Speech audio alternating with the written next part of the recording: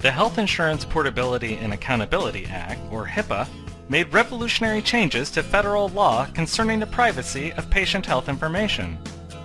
The Centers for Medicare and Medicaid Services, called CMS, requires providers to demonstrate HIPAA compliance as part of a testing for meaningful use. Many providers find that meeting the measure on HIPAA compliance is among the most challenging requirements for demonstrating meaningful use. HIPAA includes several key provisions, but the most important provisions for most professionals are the Privacy Rule and the Security Rule. All identifiable health information is protected by the Privacy Rule, whether the information is written, electronic, or verbal. For health information to be identifiable, it must include information that can link the patient to the information, such as the patient's name or social security number. Such information is known as Protected Health Information, or PHI. Electronic PHI is called ePHI. ePHI is any identifiable patient data that is either stored or transmitted in electronic form. The Privacy Rule requires patients to specifically authorize the release of their health information, except where such disclosures are integral to the patient's care. The Privacy Rule does not require patient authorization for two clinicians to discuss the patient's care. However, a core tenet of the Privacy Rule is that information should be shared on a minimum necessary basis. This standard means that patient health information should only be shared with those with a need to know, and that only certain sections of a patient record need to be shared for a particular purpose.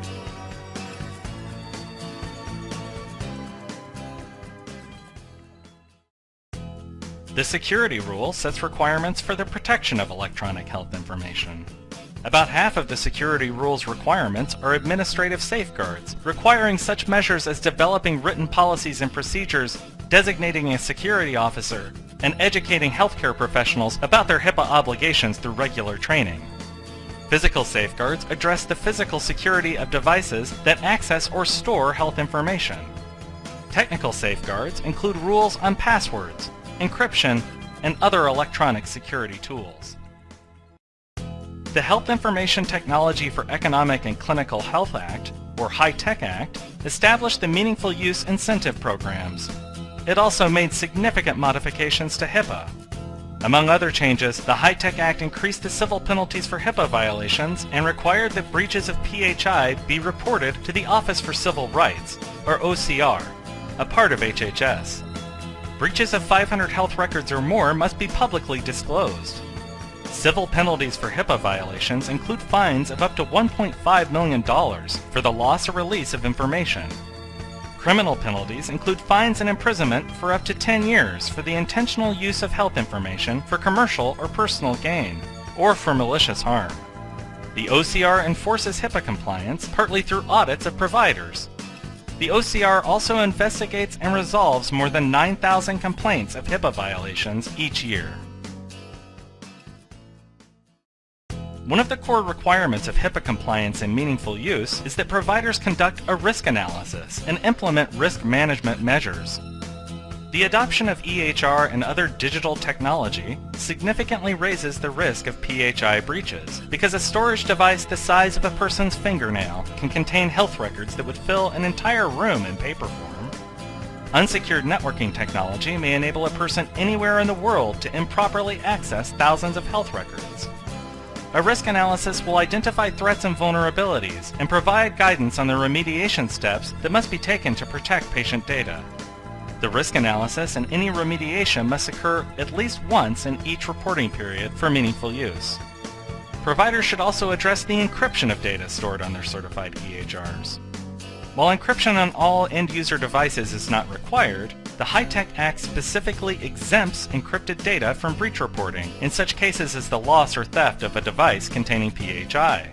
If providers do not use encryption, they should document their reasons and explain alternative security methods. Because HIPAA applies to a wide variety of organizations, the law offers only limited guidance on the steps that are necessary to conduct a risk analysis. However, the following steps provide general guidance on measures providers can take to meet their HIPAA and meaningful use obligations. Conduct a risk analysis and implement solutions. Generally, medical organizations should hire professional security consultants to conduct the risk analysis. Federal guidelines state that doing a thorough and professional risk analysis that will stand up to a compliance review will require expert knowledge that could be obtained through the services of an experienced outside professional. Larger organizations such as hospitals may have expert staff who can conduct such risk analyses. But an independent party will see the compliance environment with fresh eyes. Also, a third party will be free of any conflicts that might limit the usefulness of the results, such as supervisory oversight of IT personnel who may not have addressed security vulnerabilities. Even when using independent security professionals, it is important to create an internal risk analysis team. This team typically includes the practice administrator, the designated security officer that HIPAA requires, and representatives from the clinical and information technology staffs, where applicable. Identify the scope of the risk assessment. Most critical will be the identification of areas of the practice that store, use, and transmit EPHI. Identify and document potential security threats and vulnerabilities to EPHI. This step involves review of administrative issues, such as staff password management, physical safeguards such as disposal of hardware that contains EPHI, and technical safeguards, such as unique user identification. Implementing technical safeguards requires technical expertise that typically surpasses the internal capability of the practice or organization. Assess and document the current security measures in place and how they address each of the threats and vulnerabilities. Identify, implement, and document those security measures necessary to address threats or vulnerabilities not already covered by current practice policies or procedures. This step is especially important for practices that develop their existing security policies and procedures prior to the adoption of EHR. Explore encrypting EPHI, especially EPHI that is carried on mobile devices. This consideration is especially important because the HITECH Act specifically exempts lost hardware such as laptops from breach reporting if the EPHI was encrypted. Unencrypted EPHI that is lost constitutes a breach even if there is no evidence that the data was ever accessed.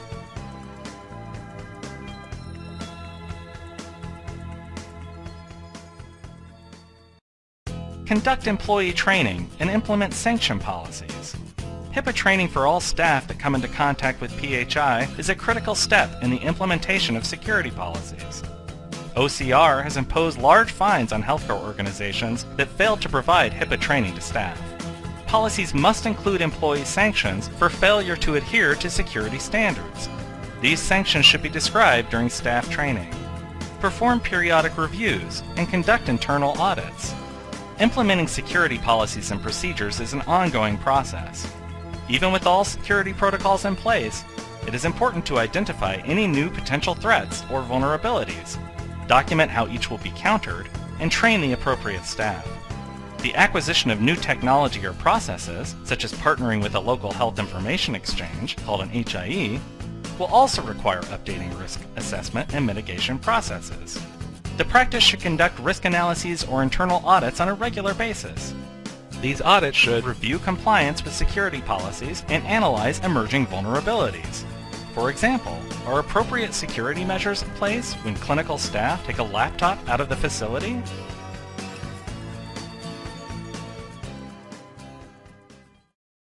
It is vital to remember the healthcare adage that, quote, if it is not documented, it never happened.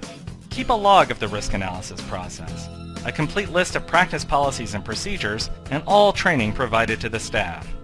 In the event of an OCR audit or breach investigation, thorough documentation is critical.